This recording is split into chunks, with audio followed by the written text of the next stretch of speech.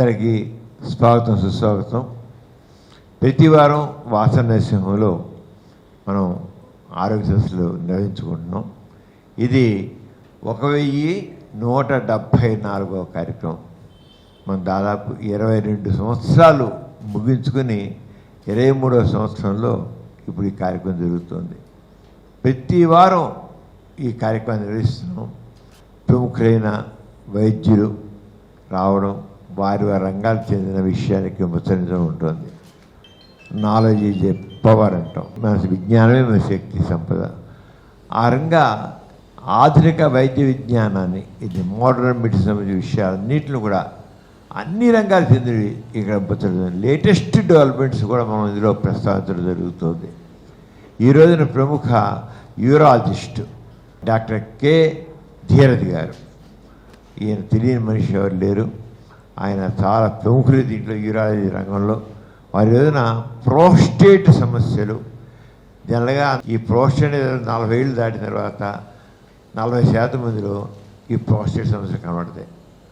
వాళ్ళకి మొత్తం పోసుకోవడానికి ఇబ్బంది కలగడం, మారిపోయి సుఖం కలగడం, బిగబట్టేయడం, ఒక సడన్గా బిగబట్టేసేయడం, మూత రాకుండా, ఇవన్నీ చాలా ప్రాబ్లమ్స్ ఉన్నాయి. ఇవన్నీ కూడా ఏది ప్రోస్టేట్ ఉంటే ఎటువంటి సమస్యలు ఉంటాయి, ఏ రకమైన బాధలు ఉంటాయి, దాన్ని ఎలా మనం గుర్తించవచ్చు, ఈ లేటెస్ట్ డెవలప్మెంట్స్ ఏమున్నాయి ప్రోస్టేట్ ఆపరేషన్ విషయంలో, ఇవన్నీ కూడా ఈరోజు ఆయన ముచ్చటిస్తారు. సాధారణంగా ప్రోస్టేట్ ఎన్లార్జ్మెంట్ అనగానే క్యాన్సర్ అనుకుంటారు. క్యాన్సర్ అనేది చాలా రేరు. అంచేత భయపడుతున్న విషయాలన్నీ కూడా ఇప్పుడు ధీరజ్ గారు తెలియజేస్తారు. ఇప్పుడు ఓవర్ టు డాక్టర్ ధీరజ్ గారు మాట్లాడాలని కోరుతున్నాను. ఈరోజు నన్ను ఇక్కడ వాసవ్య నర్సింగ్ హోమ్కి ఆహ్వానం చేసిన డాక్టర్ సమరం గారికి, డాక్టర్ మారు గారికి చాలా థ్యాంక్స్ చెప్పుకుంటున్నాను. ఇప్పుడే సార్ చెప్తుంటే తెలిసింది ఇది ఆల్మోస్ట్ 1174th ఎపిసోడ్ అని. అట్లాగే 18 crores పైగా యూట్యూబ్ వ్యూవర్స్ కూడా ఈ ఛానల్ని చూసినట్టుగా నాకు చెప్పారు. ఇట్లాంటి విషయాలు, ఇది కాకుండా ఇన్ని ఎపిసోడ్స్, ఇన్ని series of health awareness programmes చేయటం అనేది మాలాంటి జనరేషన్ ఆఫ్ డాక్టర్స్కి చాలా ఇన్స్పిరేషన్గా తీసుకుంటున్నాం. మేము ఇనీషియల్గా కొన్ని ఫ్యూ ఎపిసోడ్స్ చేసేసి ఏదో చిన్న పబ్లిసిటీ కోసం కానీ అట్లాంటి చేసేవాళ్ళని చాలా చూస్తున్నాం. కానీ ఈ లాంజివిటీ అంటే కంటిన్యూస్గా ఇన్ని సంవత్సరాల తరబడి డెడికేటెడ్గా చేస్తాం అనేది మాలాంటి జనరేషన్ ఆఫ్ డాక్టర్స్కి చాలా ఇన్స్పిరేషన్గా తీసుకొని మోటివేట్ అవ్వటానికి మీకు ముందుగా అవకాశం ఇచ్చినందుకు థ్యాంక్స్ చెప్పుకుంటున్నాను. ఈరోజు నేను మాట్లాడబోయే టాపిక్ ప్రాస్టేట్కి సంబంధించిన సమస్య గురించి. బినైన్ ప్రాస్టేటిక్ హైపర్ట్రోఫీ అంటాం. సో సాధారణంగా ప్రాస్టేట్ అనేసరికి జనరల్గా మా దగ్గర పేషెంట్స్ ఈ జనరల్ హెల్త్ చెకప్ అనేది చేసుకుని అల్ట్రాసౌండ్ స్కానింగ్లో ప్రాస్టేట్ కొంచెం ఎన్లార్జ్మెంట్ ఉంది అని చెప్పేసి కంగారు పడి మా దగ్గరికి వచ్చేస్తూ ఉంటారు. డాక్టర్ గారు ఇట్లా ప్రాస్టేట్ స్టేజ్ 2, స్టేజ్ 3లో ఉంది, గ్రేడ్ 2, గ్రేడ్ 3లో ఉంది అని చెప్పేసి కంగారు పడి వచ్చి మాకు ఈ ప్రాస్టేట్ సర్జరీ అర్జెంటుగా చేయండి, లేదా అది గ్రేడ్ 4 అయ్యే అవకాశం ఉంది అంటూ ఉంటారు. కాకపోతే మీరు అర్థం చేసుకోవాల్సింది ఏంటంటే ప్రాస్టేట్ ఎన్లార్జ్మెంట్ అనేది అది క్యాన్సర్ కాదు. ప్రాస్టేట్ ఎన్లార్జ్మెంట్ అనేది అది న్యాచురల్ ఏజింగ్ ప్రాసెస్. ముందుగా అసలు ప్రాస్టేట్ అంటే ఏంటి? ప్రాస్టేట్ అనేది మూత్ర సంచి కింద మూత్రనాళం చుట్టూతా ఉంటుంది. అది ఒక పెద్ద వాల్నట్ షేప్లో ఉంటుంది. అట్లాగే దాని బరువు సుమారుగా ఒక 20 గ్రాముల దాకా ఉంటుంది. ఆ ప్రాస్టేట్ యొక్క ఫంక్షన్ అంటే అది దానివల్ల ఉపయోగం ఏంటంటే మనిషిలో వీర్యం తయారైనప్పుడు దాదాపుగా 70-80% వరకు లిక్విడ్, అట్లాగే దాంట్లో గ్లూకోజ్, ఫ్రక్టోస్ అనేది ఉత్పత్తి చేయడానికి మామూలుగా ఈ ప్రాస్టేట్ అనేది ఉపయోగపడుతుంది. మెయిన్గా ఈ ప్రాస్టేట్ పెరుగుదల అనేది ప్యూబర్టీలో చూస్తాం. ఆ తర్వాత 30 ఏళ్ళు దాటిన తర్వాత నెమ్మదిగా ప్రాస్టేట్ గ్రంథి పెరుగుతుంది. ఇది మిగతా గ్రంథుల్లా కాదు. బాడీలో ఏ అవయవమైనా ఏజ్ పెరిగే కొద్దీ ష్రింక్ అవుతుంది. కానీ ప్రాస్టేట్ మాత్రం అది ష్రింక్ అవ్వకుండా అది పెరుగుతూనే ఉంటుంది. దీనికి రకరకాల కారణాలు ఉన్నాయి. ఇది సరైన కారణం అనేది ఇప్పటికీ ఇన్ని స్టడీస్ అయిన తర్వాత కూడా ఎందుకు అలా జరుగుతుందనేది కనిపెట్టలేకపోయాం. కాకపోతే ఇది నార్మల్ ఏజింగ్ ప్రాసెస్. అట్లాగే మనకి ఏజ్ పెరిగే కొద్దీ ఈ ప్రాస్టేట్ అనేది జనరల్గా 50 years తర్వాత చూస్తూ ఉంటాం. దానివల్ల ఇబ్బందులు రావచ్చు, రాకపోవచ్చు. దాదాపుగా 80 ఏళ్ళు దాటిన తర్వాత 90% మందికి ఈ ప్రాస్టేట్ అనేది పెరుగుతుంది. దాన్ని బినైన్ ప్రాస్టేటిక్ హైపర్ప్లేషియా అంటాం. ఇది మెయిన్గా మనకు తెలిసిన కారణం ఏంటంటే డైహైడ్రోటెస్టోస్టిరాన్ అనే హార్మోను అధికంగా ఉత్పత్తి అవటం వల్ల ఈ ప్రాస్టేట్ అనేది పెరుగుతాం జరుగుతుంది. అయితే ప్రాస్టేట్ పెరిగినంత మాత్రాన అది క్యాన్సర్ కాదు. ఇప్పుడు ఈ వీడియోలో కనుక మీరు చూసినట్టయితే ఇది ప్రాస్టేట్ గ్రంథి. ఈ మూత్ర సంచి కింద ఉంటుంది ఈ ప్రాస్టేట్ గ్రంథి. అట్లాగే ఈ యూరిన్ మూత్రనాళం ఏదైతే ఉందో దాని చుట్టూతే ఈ ప్రాస్టేట్ అనేది ఉంటుంది. సో ఈ ప్రాస్టేట్లో మనకి వృషణాల నుంచి వచ్చే ఈ సిమెన్ కూడా ఈ ప్రాస్టేట్ నుంచి పాస్ అవుతూ కనిపిస్తుంది. అట్లాగే ఇప్పుడు కనుక మీరు చూసుకున్నట్టయితే ఇది నార్మల్ ప్రాస్టేట్ గ్రంథి. అదే ఏజ్ పెరిగే కొద్దీ ఈ ప్రాస్టేట్ గ్రంథి అనేది మనకి సైజు పెరుగుతుంది. ఇట్లా ఈ సైజు పెరగటం వల్ల మనకి అనేక సిమ్టమ్స్ అనేవి వస్తాయి. ఇప్పుడు ఈ ప్రాస్టేట్ అనేది మాకు పెరగటం వల్ల మనం ఎలా తెలుసుకోవచ్చు అని పేషెంట్స్ మమ్మల్ని అడుగుతారు. దానికి చాలా సిమ్టమ్స్ ఉన్నాయి, ఒక సిమ్టమ్ అంటూ ఏం లేదు. సో ఏమేంటి ఆ సిమ్టమ్స్ అంటే, తొందరగా యూరిన్కి వెళ్తాం, రోజంతా ప్రతి అరగంటకి గంటకి యూరిన్కి వెళ్తాం. ఇప్పుడు కనుక మీరు చూసినట్టయితే ఈ వీడియోలో బాత్రూమ్కి పద్దాకలా యూరిన్కి వెళ్ళాల్సిన అవసరం ఉంటుంది ప్రతి అరగంటకి గంటకి. అట్లాగే ఏదైనా బ్యాంకులో పనిచేసే వాళ్ళకో లేదా వేరే మీటింగ్లో ఉన్న వాళ్ళకో సడన్గా మీటింగ్ మధ్యలో బాత్రూమ్ పరిగెత్తాల్సిన పరిస్థితి రావటం, అదొక లక్షణం. అట్లాగే ఈ బాత్రూమ్కి వెళ్ళే లోపలే యూరిన్ను ఆపుకోలేకపోవటం, అర్జెన్సీ అంటాం. దాన్ని యూరిన్ను ఒక్కోసారి ఆపుకోలేక ప్యాంటు తడిచిపోతూ ఉండే అవకాశాలు కూడా ఎక్కువ ఉన్నాయి. యూరిన్ లీక్ అయిపోతూ ఉంటుంది, అదొక లక్షణం. అట్లాగే పగలు లేదా రాత్రి నిద్రపోయిన తర్వాత కూడా పలుమార్లు యూరిన్ కోసం లెగవాల్సిన రావటం కూడా నాక్టూరియా అంటాం, అది కూడా ఒక లక్షణం. ఇవన్నీ నేను చెప్పినవన్నీ ఇరిటేటివ్ సిమ్టమ్స్. అట్లాగే మనకి వాయిడింగ్ సిమ్టమ్స్ అంటాం. వాయిడింగ్ సిమ్టమ్స్ అంటే ఏంటంటే యూరిన్కి వెళ్తానికి బాగా స్ట్రెయిన్ అవటం, అంటే సన్న దారిలో యూరిన్ రావటం, యూరిన్ మామూలు దారిలో రాకుండా బాగా సన్నగా రావటం అనేది అది ఒక సిమ్టమ్. అట్లాగే యూరిన్కి వెళ్ళిన తర్వాత వెంటనే యూరిన్ పోసుకోలేకపోవటం, దాన్ని హెసిటెన్సీ అంటాం. అంటే బాత్రూమ్కి వెంటనే వెళ్ళినా సరే, ఇప్పుడు యూరిన్కి వెళ్ళాల్సి వచ్చి బాత్రూమ్కి వెళ్ళి పోసుకున్నా సరే వెంటనే వెళ్ళలేకపోవటం. అట్లాగే మనం బాత్రూమ్కి వెళ్ళినా కూడా చుట్టుపక్కల వాళ్ళందరూ యూరిన్ చేసుకుని వెళ్ళిపోతారు, కానీ మనం మాత్రం చాలా ఎక్కువసేపు యూరిన్ పోయటం సన్నదారులు. ఇవన్నీ కూడా ప్రాస్టేట్ గ్రంథి ఉంటే దానికి ఉండే లక్షణాలు. అట్లాగే యూరిన్ పోసినా కూడా పూర్తిగా యూరిన్ పోయలేకపోవటం. మనం నార్మల్గా యూరిన్కి వెళ్ళిన తర్వాత బ్లాడర్ మొత్తం ఎంటీ చేయగలిగే పరిస్థితి ఉండాలి. బట్ కొన్నిసార్లు ఏంటంటే మనం కంప్లీట్గా యూరిన్ అనేది పోయలేకపోవచ్చు. ఆ సెన్సేషన్ పూర్తిగా మనకి ఫ్రీ అవ్వలేదు అన్న సెన్సేషన్ రావటం, అది కూడా ప్రాస్టేట్కి ఉండే ఒక లక్షణం. అట్లాగే కొన్నిసార్లు ఏమవుతుందంటే చాలా కాలం అశ్రద్ధ చేస్తాం వల్ల ఒక్కోసారి కంప్లీట్గా యూరిన్ బ్లాక్ అయిపోయే పరిస్థితి కూడా ఉంటుంది ఎమర్జెన్సీలో. ఎప్పుడన్నా రాత్రిపూట బాగా వాటర్ తాగేసి పడుకున్నప్పుడు యూరిన్కి వెళ్తానికి ఏమైనా బతికిచ్చినా, లేదా ట్రావెలింగ్లో ఉండి ఏదైనా బస్సులో వెళ్ళాల్సి వచ్చి మొహాటం కొద్దీ ఒకసారి యూరిన్ పోసుకోలేకపోయిన పరిస్థితి వచ్చినా సడన్గా యూరిన్ బ్లాక్ అయిపోయే పరిస్థితి కూడా రావచ్చు. ఇవన్నీ కూడా ప్రాస్టేట్కి ఉన్న లక్షణాలు. సో ఈ సిమ్టమ్స్ ఏవైతే ఉన్నాయో, రకరకాల సిమ్టమ్స్ ఏవైతే చెప్పామో అవన్నీ ఒట్టి ప్రాస్టేట్, బినైన్ ప్రాస్టాటిక్ హైపర్ట్రోఫీ నేను ఏదైతే చెప్పానో అది కన్ఫామ్గా డయాగ్నోస్ చేయలేము. ఎందుకంటే ప్రాస్టేట్లో ఇన్ఫెక్షన్స్ రావచ్చు, నిజంగానే ప్రాస్టేట్ క్యాన్సర్ ఉండొచ్చు, యూరిన్ ఇన్ఫెక్షన్స్ రావచ్చు, అట్లా ఒక్కోసారి షుగర్ ఉన్నా కూడా ఎక్కువసార్లు యూరిన్ రావచ్చు. రకరకాల కారణాల వల్ల కూడా ఈ సిమ్టమ్స్ అనేది రావచ్చు. సో మనం ఎందువలన ఈ సిమ్టమ్స్ అనేది పేషెంట్స్కి వచ్చినాయి అనేది మనం డయాగ్నోస్ చేయగలగాలి. సో ఇన్ఫెక్షన్ మనం నిర్ధారణ చేసుకోవాలి, అట్లాగే ప్రాస్టేట్ క్యాన్సర్ కూడా నిర్ధారణ చేసుకోవాలి. సో ఇందాక చెప్పినట్టుగా ప్రాస్టేట్ గ్రంథి ఎన్లార్జ్మెంట్ ఉన్నంత మాత్రాన క్యాన్సర్ కాదు. కాకపోతే ప్రాస్టేట్ క్యాన్సర్ ఒకవేళ ఉంటే 100 మందిలో 98% అది బినైన్ ప్రాస్టేట్ హైపర్ట్రోఫీ అవుతుంది. బట్ ఇద్దరికి మాత్రం ప్రాస్టేట్ క్యాన్సర్ ఉండే అవకాశం ఉంది, ఇద్దరికి ఒకే సిమ్టమ్స్. సో మనం ఇది ప్రాస్టేట్ క్యాన్సర్ కాదు అని నిర్ధారణ చేసుకోగలుగుతాం, చాలా ఇంపార్టెంట్.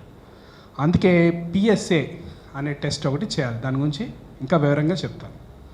సో ఈ డయాగ్నోసిస్, ఇది బినైన్ ప్రాస్టాటిక్ హైపర్ట్రోఫియా, ఇన్ఫెక్షనా లేదా క్యాన్సరా అని తెలుసుకోవటానికి మనం 4 స్టెప్స్ అవసరం అవుతుంది. ఒకటి డీటెయిల్డ్ హిస్టరీ, అంటే ఆ పేషెంట్కి గల సిమ్టమ్స్ అన్నీ మేము అనలైజ్ చేయటం. ఒక్కోసారి యూరిన్ ఎక్కువ సార్లు వెళ్ళినంత మాత్రాన అది ప్రాస్టేట్ ప్రాబ్లం అని మేము చెప్పడానికి లేదు. ఎందుకంటే వాళ్ళు డీటెయిల్గా హిస్టరీ అడిగితే మనిషి ఒక్కోసారి వాటరు చాలా మంచిదని చెప్పి 7-8 లీటర్లు వాటర్ తాగుతూ ఉంటారు. 7-8 లీటర్ వాటర్ తాగిన వాళ్ళకి ఆబ్వియస్గానే ఎక్కువ సార్లు యూరిన్కి వెళ్ళాల్సిన అవసరం ఉంటుంది. జస్ట్ లైఫ్ స్టైల్ మాడిఫికేషన్, కొంచెం వాటర్ తక్కువ తాగమంటే వాళ్ళకి ఆ ఇబ్బంది కూడా తగ్గిపోవచ్చు. అట్లాగే కొంతమంది హార్ట్ వీక్గా ఉన్న వాళ్ళు డయోరిటిక్స్ అని వాడతారు. ఆ డయోరిటిక్స్ వల్ల కూడా యూరిన్ మనం ఎక్కువ సార్లు వెళ్ళే అవకాశం ఉంటుంది. సో డీటెయిల్డ్ మెడికల్ హిస్టరీ మేము తీసుకోవటం కూడా ఇంపార్టెంట్. అది ప్రాస్టేట్ ప్రాబ్లమా లేదా ఇతర కారణాల వల్ల ఎక్కువసార్లు యూరిన్ వస్తుందా, అర్జెంట్ యూరిన్ వస్తుందా అనేది కూడా చూసుకుంటాం. అట్లాగే ఫిజికల్ ఎగ్జామినేషన్, 50 ఏళ్ళు పైబడిన వాళ్ళు సంవత్సరానికి ఒకసారి మన చెకప్కి వచ్చినప్పుడు ప్రాస్టేట్ ఎన్లార్జ్మెంట్తో ఉన్న వాళ్ళు డిజిటల్ రెక్టల్ ఎగ్జామినేషన్ అంటారు. అంటే మోషన్కి వెళ్ళే ద్వారంలో ఒక ఏలు పెట్టి మనం ప్రాస్టేట్ని ఫీల్ అయ్యి చూస్తాం అది ఎట్లా ఉంది అని చెప్పి. మనకేమన్నా అనుమానంగా ఉన్నప్పుడు అవసరమైతే ఒక బయాప్సీ తీయాల్సిన అవసరం ఉంటుంది క్యాన్సర్ నిర్ధారణ చేసుకోవటానికి. అదే రెక్టల్ ఎగ్జామినేషన్ చేసినప్పుడు అది నార్మల్గా ఉంటే కనుక ఇవన్నీ కూడా బయాప్సీ కూడా అవాయిడ్ చేసే అవకాశం ఉంటుంది. అదే క్యాన్సర్ ఉన్న వాళ్ళు ఏమవుతుందంటే అది హార్డ్గా ఉంటుంది, అంటే మనం ఆ ప్రాస్టేట్ గ్రంథిని తాకి చూసినప్పుడు గట్టిగా ఉంటుంది. సో మాకు డిజిటల్ రెక్టల్ ఎగ్జామినేషన్ అనేది చాలా ఇంపార్టెంట్ మన క్యాన్సర్ నిర్ధారణ చేయడానికి, ప్రాస్టేట్ క్యాన్సర్. సో ఈ యూరిన్ ప్రాబ్లం ఏదైతే ఉందో ఫ్రీక్వెన్సీ, అర్జెన్సీ, నాక్టూరియా అని ఏదైతే చెప్పానో ఇందాక, అవన్నీ క్యాన్సర్ కాదు అని నిర్ధారణ చేసుకోవడానికి ఫస్ట్ టెస్ట్ ఈ రెక్టల్ ఎగ్జామినేషన్. దాని తర్వాత ఒక ప్రాస్టేట్ స్పెసిఫిక్ యాంటీజెన్ ఒక టెస్ట్ ఉంది. ఆ టెస్ట్లో కూడా ఎక్కువ ఉండాల్సిన దానికంటే కూడా ఆ లెవెల్ ఎక్కువ ఉంటే దానివల్ల కూడా మనం ప్రాస్టేట్ క్యాన్సర్ ఏమైనా ఉందా అని అనుమానం రావాలి.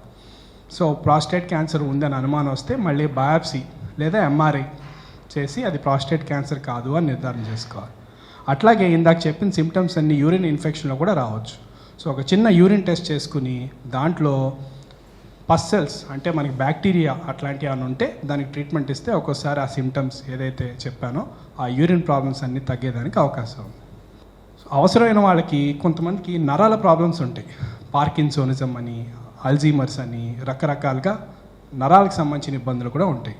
సో వాటి వల్ల కూడా ఇందాక నేను చెప్పినట్టు ఈ ప్రాస్టేట్కి ఉండే లక్షణాలన్నీ మనకు కనిపించవచ్చు. అవన్నీ కూడా అవసరాన్ని బట్టి ఈ యూరోడైనమిక్ ఎవాల్యుయేషన్, యూరోడైనమిక్ టెస్టింగ్ అనేది చేసి మనం నిర్ధారణ చేసుకోవాల్సిన అవసరం ఉంటుంది. సో ఒకసారి మనం అంతా నిర్ధారణ చేసి ఈ ప్రాస్టేట్, బినైన్ ప్రాస్టాటిక్ హైపర్ప్లేసియా అనే డయాగ్నోసిస్కి రావటానికి మనకి 2 టెస్టులు అవసరం. ఒకటి ఈ యూరోఫ్లోమెట్రీ అంటాం. ఇప్పుడు మీరు ఈ వీడియో కనుక చూసినట్టయితే ఒక మనిషి ఒక ఫనల్ షేప్ క్యాన్లో యూరిన్ పోస్తూ ఉంటారు. ఆ యూరిన్ పోసినప్పుడు మనకి ఇక్కడ ఒక రీడింగ్ అనేది వస్తుంది. యూరిన్ ఎంత ఫ్లోలో ఉంది, ఏ తీరులో ఉంది అనేది మనకు తెలుస్తుంది. సో దీన్ని బట్టి మనకేం తెలుస్తుందంటే ఆ ప్రాస్టేట్ ఎన్లార్జ్మెంట్ ఏదైతే ఉందో దానివల్ల పేషెంట్కి ఇబ్బంది ఉందా లేదా అనేది అర్థమవుతుంది. ఆ పేషెంట్కి మెడిసిన్స్ కానీ, లైఫ్ స్టైల్ చేంజెస్ కానీ, వేరే ట్రీట్మెంట్స్ కానీ అవసరమా లేదా అనేది మాకు ఒక క్లూ ఇస్తుంది. అట్లాగే అన్నిటికంటే important ultrasound scan. Ultrasound scan వల్ల ఏంటంటే ప్రాస్టేట్ సైజ్ ఎంత, 20 గ్రాములు ఉండాల్సింది 30 గ్రాములు ఉందా, 40 గ్రాములు ఉందా, 100 గ్రాములు ఉందా, ఎంత ఉందో తెలుస్తుంది. అట్లాగే అల్ట్రాసౌండ్ స్కానింగ్లో యూరిన్ పోసిన తర్వాత పూర్తిగా యూరిన్ ఖాళీ అవుతుందా లేదా, ఏమన్నా యూరిన్ మిగిలిపోతుందా అనేది మనకి స్పష్టంగా తెలుస్తుంది. కొంతమంది పేషెంట్స్ మేము చూస్తూ ఉంటాం, ఓపీడీకి చక్కగా నడుచుకుంటూ వస్తారు, కాకపోతే వాళ్ళ బ్లాడర్లో 500 ml లేదా 1 లీటర్ యూరిన్ కూడా ఉంటూ ఉంటుంది. వాళ్ళ బ్లాడర్ ఫుల్గా ఉంటుంది కానీ వాళ్ళకి మాత్రం ఏమీ దాని గురించి తెలియదు, అంటే వాళ్ళకు ఉన్నట్టుగా తెలియదు. యూరిన్ పోసారంటే పోసాను పూర్తిగా ఖాళీ అయింది అంటారు. బట్ మన స్కానింగ్ చూస్తే కానీ లోపల అంత యూరిన్ మిగిలిపోతుంది అనే విషయం మనకి తెలిసేదానికి అవకాశం ఉండదన్నమాట. సో ఈ స్కానింగు, యూరోఫ్లోమెట్రీ అనేది చూసుకుని యూరిన్ ఎక్కువ మిగులుతున్నా లేదా యూరిన్ స్పీడ్ బాగా తక్కువ ఉన్నా కూడా మనం వాళ్ళకి మెడిసిన్స్ కానీ లేదా ఎప్పుడన్నా అవసరమైతే సర్జరీ కానీ చేయాల్సిన అవసరం ఉంటుంది. సో ఒకసారి మనకి ప్రాస్టేట్, బినైన్ ప్రాస్టాటిక్ హైపర్ప్లేసియా అనేది ఒక డయాగ్నోసిస్ మనం చేసుకున్న తర్వాత, ఈ టెస్ట్లన్నీ అయిన తర్వాత మనం ట్రీట్మెంట్ ఫస్ట్ చేయాల్సింది మనం ఈ కొన్ని life style changes plus medicines. ఈ లైఫ్ స్టైల్ చేంజెస్ ఏంటంటే బాగా ఎక్కువ వాటర్ తాగే వాళ్ళకి ఒక మినిమం వాటర్ అనేది మామూలుగా తీసుకుని దాంతో లిమిట్ చేసే అవకాశం ఉంటుంది. అంటే మనిషికి మామూలుగా ఏజ్ పెరిగే కొద్దీ ఒక్కోసారి మరీ ఎక్కువ వాటర్ తాగినా కూడా ఎక్కువసార్లు యూరిన్కి వెళ్ళాల్సిన అవసరం ఉంటుంది. సో 1 లీటర్ కానీ 1.5 లీటర్ కానీ మినిమం వాటర్ అనేది తాగి ఆ పైన వీలైనంత వరకు కట్ డౌన్ చేయమని చెప్తాం. సాయంత్రం 6 తర్వాత ఫ్లూయిడ్స్ అది మజ్జిగ కానివ్వండి, పాలు కానివ్వండి, వాటర్ కానివ్వండి. 6 తర్వాత మ్యాక్సిమం లిమిట్ చేయమంటాం. సో దట్ నైట్ టైము పద్దాకలా లేచి యూరిన్కి వెళ్ళే అవసరం తగ్గే అవకాశాలు ఉంటాయి. దాంతోపాటు కొంచెం ఇది కాఫీ, ఇట్లాంటి టీ లేదా కూల్ డ్రింక్స్ ఇట్లాంటి వాటి వల్ల కొంచెం బ్లాడర్ స్టిమ్యులేషన్ వచ్చి కూడా ఎక్కువసార్లు యూరిన్కి వెళ్ళాల్సిన అవసరం ఉంటుంది. సో అట్లాంటివన్నీ కూడా మేము కొంచెం తగ్గించమంటాం. ఎప్పుడన్నా జర్నీస్కి వెళ్ళాలన్నా, ఎప్పుడన్నా మీటింగ్లో కూర్చోవాలన్నా ఒక గంట సేపు మనం కొంచెం ఆ టైంలో కొద్దిగా వాటర్ తక్కువ తీసుకోమని చెప్తాం. ఇదంతా మనకి లైఫ్ స్టైల్ అడ్వైజ్ అని చెప్తాం. అట్లాగే సెల్ఫ్ మేనేజ్మెంట్ అంటే కొంతమందికి యూరిన్ ఎక్కువ మిగిలిపోతుందన్నందుకు వాళ్ళు ఏం చేయాలంటే టైం డివైడింగ్ అంటాం లేదా డబల్ వైడింగ్ అంటాం. అంటే బాత్రూమ్కి వెళ్ళిన తర్వాత యూరిన్ పోసిన తర్వాత అక్కడే కాసేపు ఉండి ఒక 5 నిమిషాలు తర్వాత మళ్ళీ బ్లాడర్ మొత్తం పూర్తిగా ఎంటీ చేయడానికి ట్రై చేయాలి. దాన్ని డబల్ వైడింగ్ అంటాం. రెండోది టైం డివైడింగ్ అంటే ఏంటంటే ఒకసారి యూరిన్కి వెళ్తాం ఎక్కువసేపు డిలే చేసినా కూడా ఆ బ్లాడర్ బాగా ఎక్స్పాండ్ అయ్యి కొంచెం మసిల్ వీక్ అయ్యేదానికి అవకాశం ఉంటుంది. సో ఎవ్రీ 4 hours యూరిన్ వచ్చినా రాకపోయినా కూడా ఒకసారి బాత్రూమ్కి వెళ్ళి యూరిన్ ఎంటీ చేయాల్సిన అవసరం ఉంటుంది. ఒకసారి అర్జెంటుగా బాత్రూమ్కి వెళ్ళాలి అన్న ప్రాబ్లం ఎక్కువ ఉన్న వాళ్ళకి ఎక్కువ రెసిడ్యువల్ యూరిన్ లేనప్పుడు యూరిన్ ఆ సెన్సేషన్ వచ్చినప్పుడు మైండ్ డైవర్షన్ ఎక్సర్సైజ్ చేయాలి. అంటే దాన్ని బ్లాడర్ ట్రైనింగ్ అంటారు. అర్జెంటుగా యూరిన్కి వెళ్ళాల్సిన పరిస్థితి వచ్చినప్పుడు మనం కళ్ళు మూసుకుని 1 నుంచి 10 లెక్క పెట్టుకోవటం లేదా బాగా హ్యాపీగా ఉండే మూమెంట్ని ఒకసారి గుర్తు చేసుకోవటం అట్లాంటివి చేయటం అంటే బ్లాడర్ ట్రైనింగ్ ఎక్సర్సైజెస్ కూడా మనం వాళ్ళకి అడ్వైస్ చేయటం జరుగుతుంది. సో దాని తర్వాత అన్నిటికంటే ఇంపార్టెంట్ ఈ ప్రాస్టేట్ వాళ్ళు ఇబ్బంది పడుతున్నారు అనుకున్న వాళ్ళకి రకరకాల మెడిసిన్స్ ఉన్నాయి. అందరికీ తెలిసిన మెడిసిన్ ఏంటంటే అందరికీ బాగా నోట్ అయిన యూరిమాక్స్ డి అంటాం. అంటే అది టాంసిలోసిన్. ఆ టాంసిలోసిన్ వచ్చిన తర్వాత అదొక రెవల్యూషన్ లాగా తయారైంది. ఇదివరకు మనకి ప్రాస్టేట్ ప్రాబ్లం వచ్చినప్పుడు అందరూ ఓపెన్ సర్జరీ చేసేవారు, చాలా కామన్ సర్జరీ ఇదివరకు కాలంలో. బట్ ఈ ట్యాబ్లెట్ వచ్చిన తర్వాత ఆపరేషన్ చేయాల్సిన అవసరం ఆల్మోస్ట్ 80% వరకు పడిపోయింది. సో ఈ టాంసిలోసిన్ కానివ్వండి, ఈ ఆల్ఫా బ్లాకర్స్ అంటాం. ఇది ఏం చేస్తుందంటే ప్రాస్టేట్లో ఉన్న మసిల్, స్మూత్ మసిల్ అంటాం, దాన్ని కొంచెం రిలాక్స్ చేస్తుంది. దానివల్ల ఏమవుతుందంటే ఈ పెద్దగా ఉన్న ప్రాస్టేట్ కాస్త కొంచెం యూరిన్కి వెళ్ళేదానికి కొంచెం దారి ఇవ్వడానికి అవకాశం ఉంటుంది. ఈ ట్యాబ్లెట్ దాదాపుగా 80 to 90% మందికి బాగా హెల్ప్ చేస్తుంది. అంటే సర్జరీ లాంటివి ఏమైనా ప్రివెంట్ చేస్తానికి బాగా ఉపయోగపడుతుంది. ఈ ఆల్ఫా బ్లాకర్స్ అంటే 3 రకాలు ఉంటాయి కామన్గా వాడేది. ఒకటి సిలోడోసిన్ అని, రెండోది టాంసిలోసిన్ అని, రెండోది ఆల్ఫిజోసిన్ అని. ఇప్పుడు మనకి కామన్గా జరిగే మిస్టేక్ ఏంటంటే పక్క వారికి మామూలుగా సిమిలర్ సిమ్టమ్స్ ఉండేసరికి మనం కూడా అయ్యే ట్యాబ్లెట్స్ వాళ్ళ దగ్గర తీసుకొని వాడతాం అనేది చాలా కామన్గా జరిగే మిస్టేక్ అన్నమాట. ఫస్ట్ ఏంటంటే సేమ్ ఏజ్ గ్రూప్లో కామన్గా జరిగే ప్రాబ్లం ఇది. ఫస్ట్ ఏంటంటే మనకి క్యాన్సర్ లేదు అని నిర్ధారణ చేసుకోవాలి ఒక యూరాలజిస్ట్ దగ్గర లేదా ఒక స్పెషలిస్ట్ దగ్గర. అదేవిధంగా ఈ ఆల్ఫా బ్లాకర్స్ కూడా ఒక్కొక్కరికి ఒక్కొక్కటి సూట్ అవుతుంది. ఒక్కోసారి బీపీ ఎక్కువ ఉన్నప్పుడు ఒక రకమైన ఆల్ఫా బ్లాకర్ వాడకూడదు.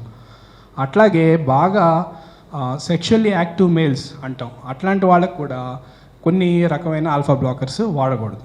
సో ఏ ఆల్ఫా బ్లాకర్ మనం వాడాలి అనేది కూడా మీ స్పెషలిస్ట్ దగ్గర మామూలుగా మీరు ప్రిస్క్రైబ్ చేయించుకోవాల్సిన అవసరం ఉంటుంది.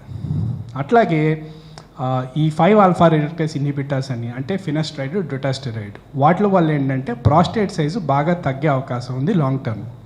సో ఈ మెడిసిన్స్ ఎంతకాలం వాడాలి అనేది మామూలుగా చాలామందికి ఉండే ప్రశ్న. సాధారణంగా ఒక 3 నెలల పాటు ఈ ట్యాబ్లెట్ రోజు రాత్రిపూట ఇస్తాం. ఈ ట్యాబ్లెట్ వాడిన తర్వాత మనం ఆపేసి కొంతకాలం చూసి మళ్ళీ యూరోఫ్లోమెట్రీ అని అంటే యూరిన్ స్పీడ్ పరీక్ష, మళ్ళీ అల్ట్రాసౌండ్ చేసి యూరిన్ ఏమైనా మిగులుతుందా లేదా అని చూస్తాం. అంతా బాగైతే కనుక మనం ఈ ట్యాబ్లెట్ ఆపేసి చూసేదానికి అవకాశం ఉంటుంది. కాకపోతే ఈ ప్రాస్టేట్ గ్రంథి అనేది ఏజ్ పెరిగే కొద్దీ అది సైజు పెరుగుతూనే ఉంటుంది కానీ అది స్టాప్ అయ్యేదానికి అవకాశం ఉండదు. సో మెజారిటీ ఆఫ్ ద పేషెంట్స్కి ఏంటంటే మనకి ఈ ట్యాబ్లెట్ అనేది బీపీకి, షుగర్కి వాడినట్టు లైఫ్ లాంగ్ కూడా వాడాల్సిన అవసరం ఉంటుంది. ఈ ట్యాబ్లెట్ వాడిన వాళ్ళకి ఇందా చెప్పినట్టుగా ఆల్మోస్ట్ 80 to 90% సర్జరీ అనేది లేకుండా మనకి అవాయిడ్ చేసేదానికి అవకాశం ఉంటుంది. సో సర్జరీ అనేది ఎప్పుడు మనకి అవసరం అవుతుంది. అబ్సల్యూట్ ఇండికేషన్స్ ఆఫ్ సర్జరీ అంటాం. అంటే సర్జరీ కంపల్సరీ చేయాలి, మందులు వాడకూడదు అనే పరిస్థితి ఒక 5 నుంచి 10% మందికి ఉంటుంది.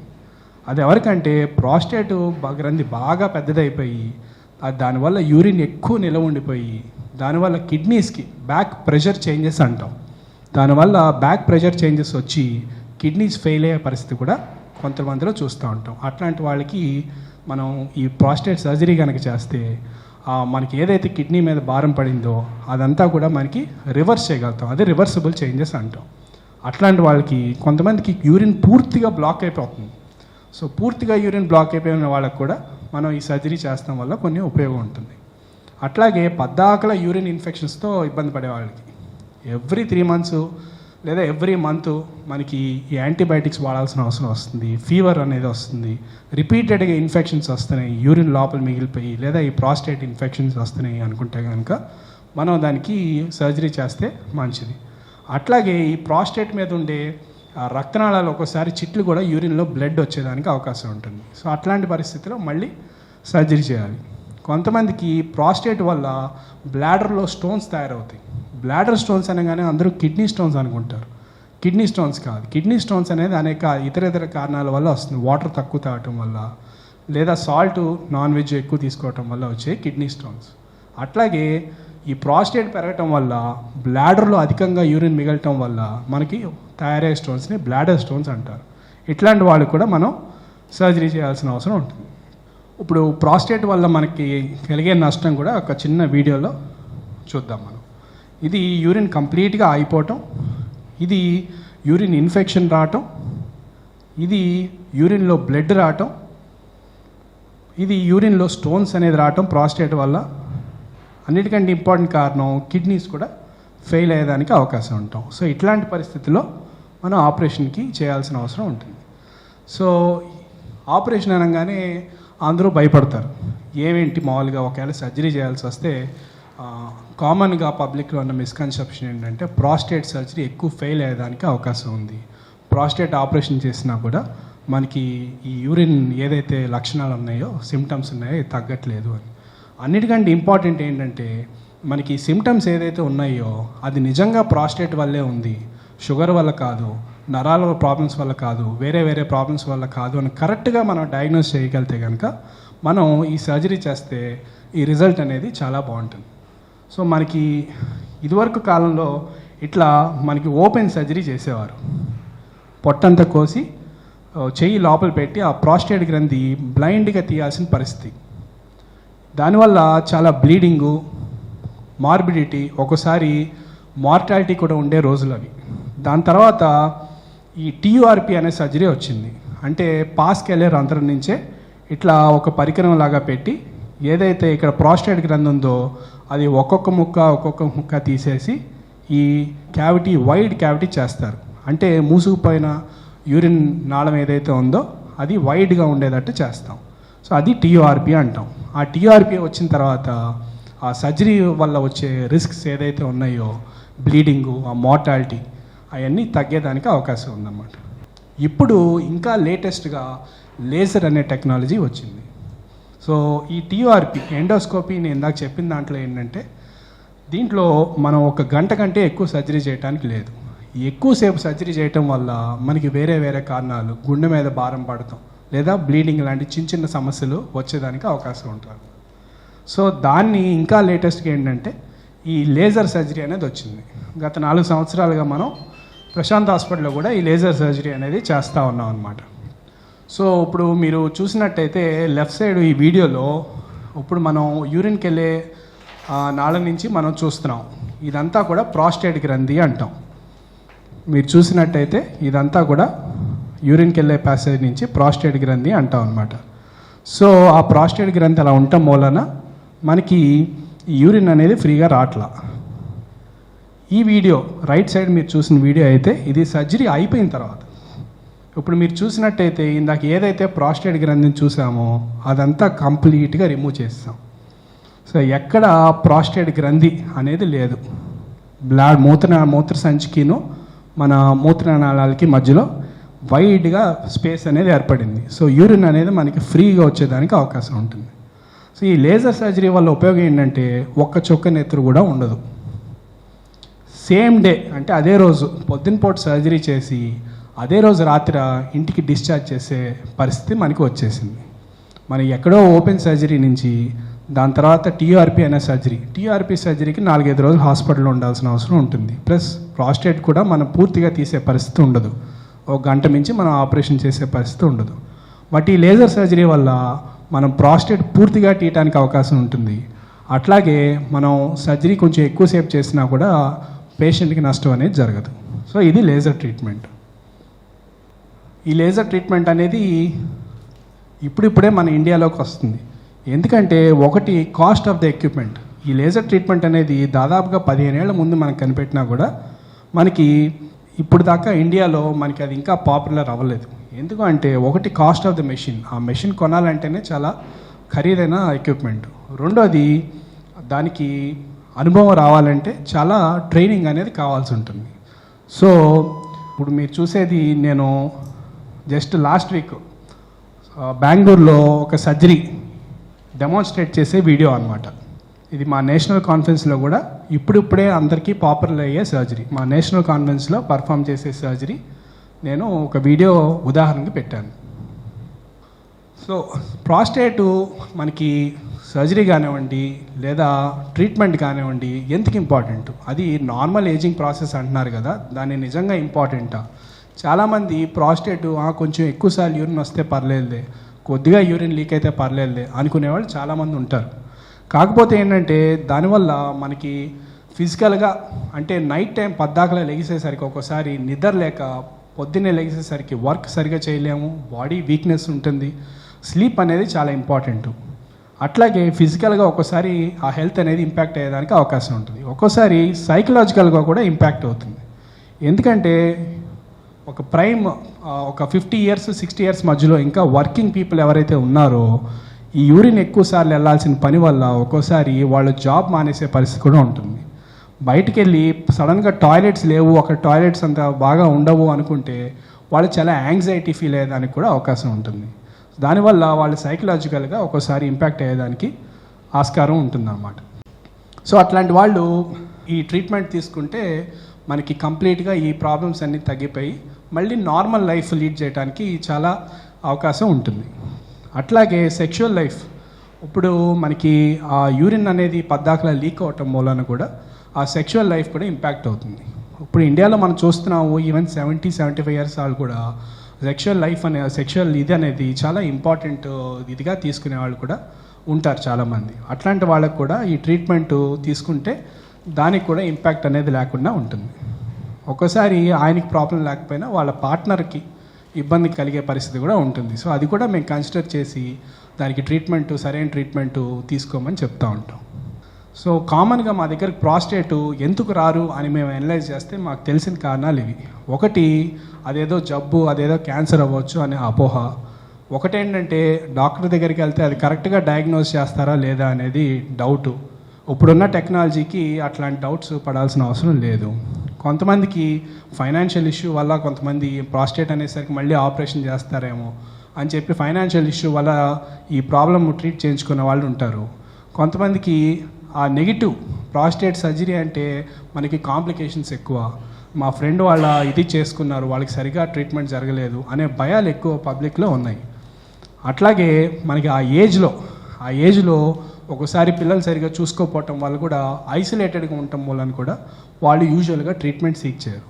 బట్ ఈ ప్రాస్టేట్ అనేది ఇప్పుడున్న పరికరాలు, ఇప్పుడున్న డయాగ్నోసిస్ కానివ్వండి, ఇప్పుడు సర్జరీ కానివ్వండి, 90% పనిచేసే ఈ ఆల్ఫా బ్లాకర్స్ వలన కానివ్వండి ఈ ప్రాస్టేట్ ట్రీట్మెంట్ అనేది చాలా సులువైంది.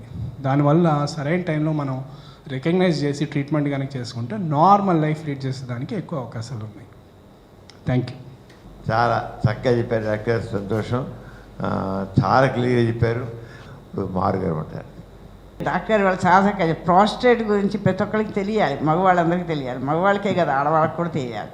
ఎందుకంటే హస్బెండ్ కనుక సఫర్ అవుతూ ఉంటారనుకోండి, ఎందుకు సఫర్ అవుతున్నారో ఆడవాళ్ళకి తెలియాలి కదా. ఇందాక డాక్టర్ అన్నారు ఇది మగవాళ్ళ ప్రాబ్లమే మాట్లాడుతున్నాను. మగవాళ్ళ ప్రాబ్లం అని మేము అనుకోండి, ప్రతి వాళ్ళకి ఆడవాళ్ళకి మగవాళ్ళకి ఇద్దరికీ ఆ ప్రాబ్లం గురించి తెలియాలి. అలాగే ఆడవాళ్ళకి వచ్చే మెనోపాజ్ గురించి వాటి గురించి కూడా మగవాళ్ళకి తెలియాలి. అంచేత అన్ని టాపిక్స్ పెడతామండి. ఇప్పుడు మెడికల్ సైన్స్ అడ్వాన్స్ అయింది కనుక ఎక్కడ సఫరింగ్ అన్నది ఉండకూడదు. మనకు విషయాలు తెలిస్తే దానికి ట్రీట్మెంట్ చేయించుకోగలుగుతాం. ఇవాళ డాక్టర్ గారు ప్రాస్టేట్ గురించి చాలా చక్కగా చెప్పారు.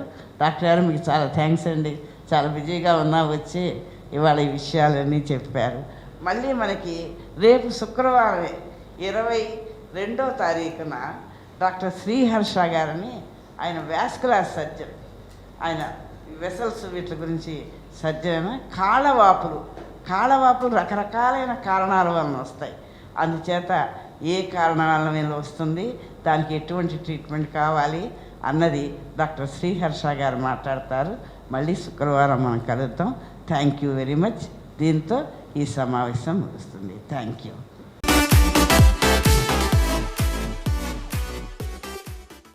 ఈ కార్యక్రమం మీకు ఎంతో నచ్చింది కదా. ఇటువంటి మరిన్ని వీడియోల కోసం 18 కోట్లకు పైన వ్యూస్ సాధించిన డాక్టర్ సమరం మల్టీ ఛానల్ నెట్వర్క్ సమర్పించు గోరా ఆరోగ్యం ఛానల్ కు సబ్స్క్రైబ్ చేయండి. అలాగే ప్రక్కనున్న గంట సింబల్ ని ప్రెస్ చేయడం మర్చిపోకండి. Please download Samaram multi-channel app and watch your favorite channels from your mobile. App available on Google Play Store and subscribe to the channels.